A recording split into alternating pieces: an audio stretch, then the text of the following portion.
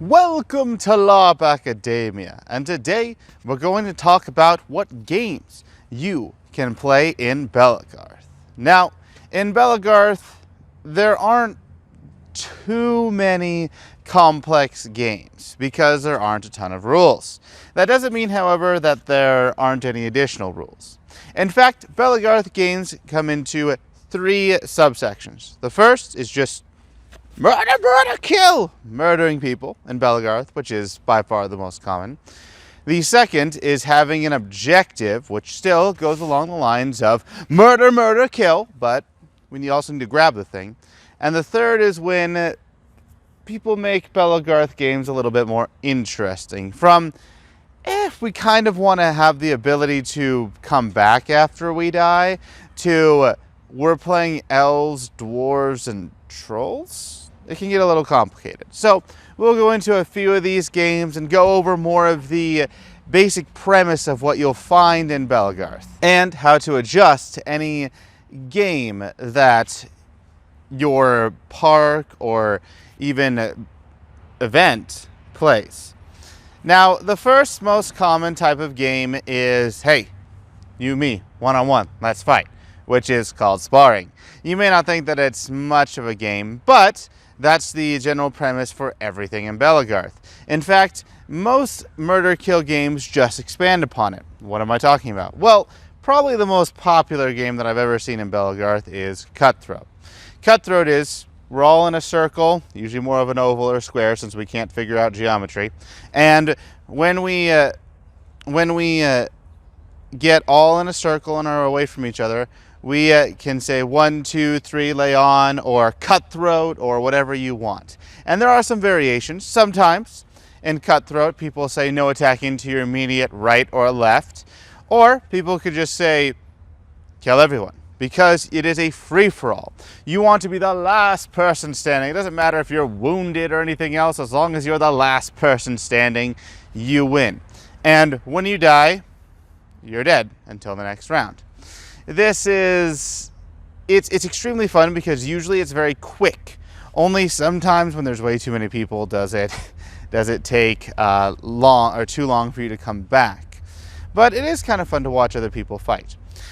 The other game that is most common is a ditch or line battle. This is where you have two sides line up, and this is more common in bigger games. We have two sides line up with teams. They fight each other. When you die, and the last team standing, or the last person standing on that team, if there's only one person left, wins. So 5v5, clash. One person's left, they're all dead, they win. Or two people are left on that team, they win. That whole team wins. Woo, it's a team thing. And this is where you usually get more of poles being added in, and sometimes you can add in missile weapons like bows, but it's still usually all melee, just like how Cutthroat kind of is. Well, Cutthroat does sometimes allow missile weapons, but if you're a free-for-all archer, generally it's not the best thing in the world. Now, there are some other variations to this. You could have VIPs in there. You could make it so that when you kill people, you get points assigned to you for the next round, and there's 2 or 3 or 3 or 5 rounds of bounty. I've seen that in different places, but it's not as common. Mostly it's more of just, hey, let's go, let's kill, and usually there's some teamwork. There's even a game called Murder Hobos that people have played where it's you get another pal, hey, let's go out there, and then you work as a team to kill another team, and it's more kind of tournament based. And as you can see, these are a lot, these are kind of more tournament games or tournament-esque games where you go, you kill, and then you wait until the next round. It's not a tournament, but it follows that same principle. And we'll go into tournaments a little bit when in our next video we talk about Belegarth events. Now, the other type of Belegarth game is an objective style game. These are the games where you have to murder, kill, and I know, do something else besides just murder, kill. What is this? Well, these games are interesting. It can go from your basic capture the flag, where there's a flag on one side, a flag on another side. You can't touch your flag unless to return it back to base.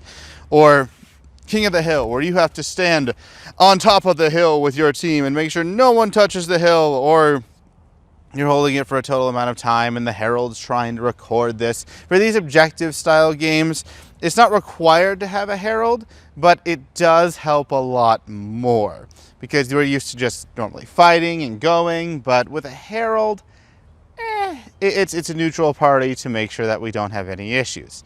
Now, this can get even more complicated. This can get to the point where there is football, where you have someone grab a football, they lose their abilities. I've kind of transitioned that from Amtgard to Belegarth, and I've seen that in other places too. Or maybe it was Belegarth to Amtgard or some other LARP, who knows. But football could be there, and you get a bunch of different objective types. The objective that I kind of mentioned before, VIP, you have someone who has just a single blue and that person's supposed to stay alive while you kill their other person that does a single blue. Or you can even expand this and make that person have more than just a single blue. Let them have their sword and board, armor if they have it, whatever else.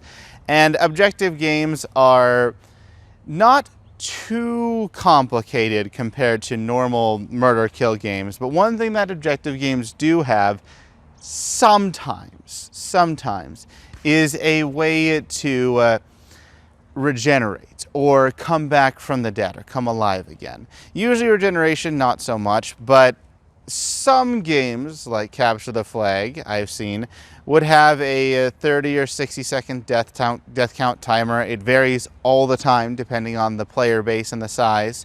And you'll find that this is more common at events when we get to the events video. But for most part games, I mean, just murdering people is usually the best way to go.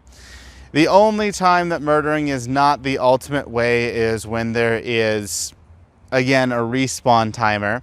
And for objective-based games, a lot of Belegarth players try to add that respawn mechanic to make the objective worthwhile. Otherwise, it's, so what if it's an objective? They can't get the objective when they're all dead.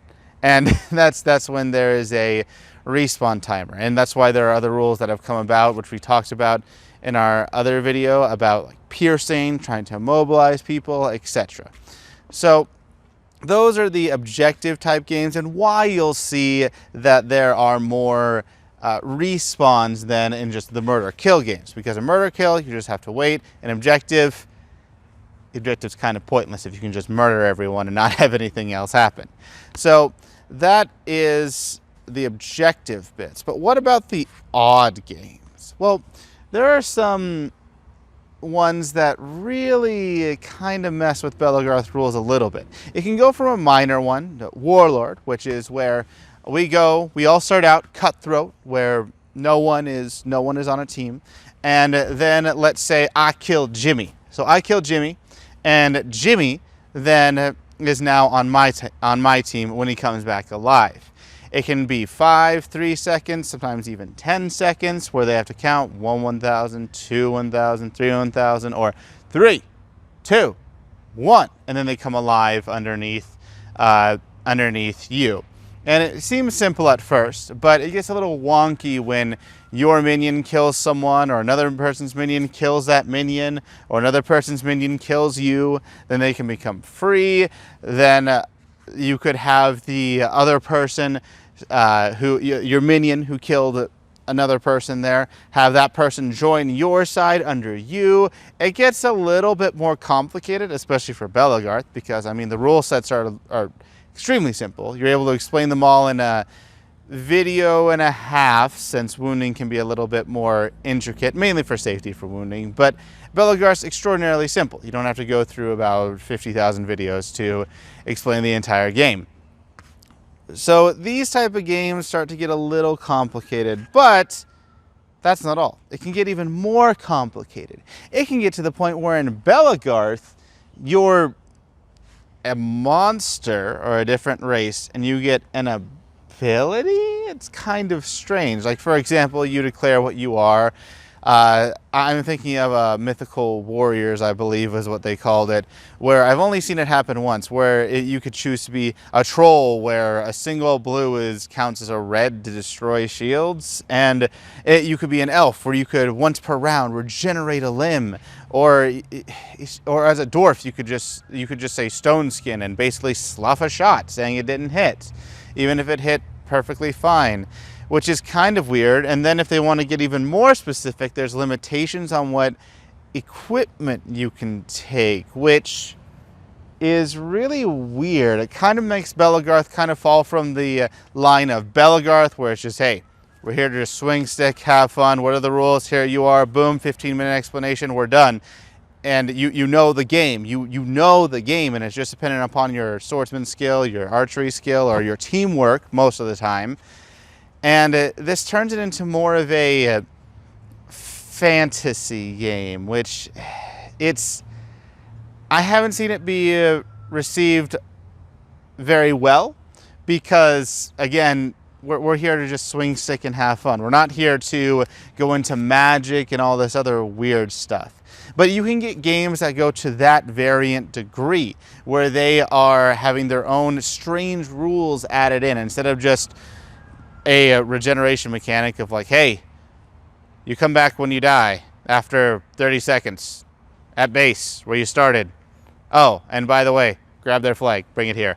That's not that complicated, but when you start adding more, it can get ridiculous. Even the Warlord one that I talked about, where it's just, oh, you come back and you serve under a person, generally starts to get more and more ridiculous. So when you play a Belegarth game, I know I've kind of confused you a little bit with the other weird options, and they usually are confusing, but be prepared to mainly just do a murder-kill game, because that's what we're here for in Belegarth. To swing stick, have fun, maybe do a good shield bash here and there, have some physicality to it, and we don't need to worry about fantasy elements. So you'll be mainly doing just kill games, and if you're at a field or a park, then you will almost exclusively be doing kill games with maybe a few objective games here and there, but those require more people. But those are the 3 types of games that you will be playing in Belegarth, either murder, kill, objective-based, or strange, weird, other, rarely seen. It's up to you, your park, or your event that you go to see what games you play, but I would love to hear from you what type of games you play most often. Do you play cutthroat, murder hobos, or just any 1v1 or any tournament style games where you have a bear pit, you go in, you fight, you kill someone, you stay, and then another person comes in? Or do you go with the second option, where you play most games like Capture the Flag, King of the Hill, football, but you could even make it more interesting? You could have 3 teams in Capture the Flag, because you realize that's when it really gets interesting, is 3 teams. 4 is a bit too much, 5 is ridiculous. 2, it's just like 2 teams clashing, but 3, oh, that's when you have complexity. Or do you like to play, and most often play, the games that are a little bit stranger, where you have a bit more complicated rules to them, where even if they don't have a mythical fantasy element, there's not just an objective or murder hoboing, there's a lot more rules than, hey, this is our respawn, and do this thing. And you have to clarify more about that thing. I would love to hear your thoughts in the comment section down below, and until next time, keep LARPing.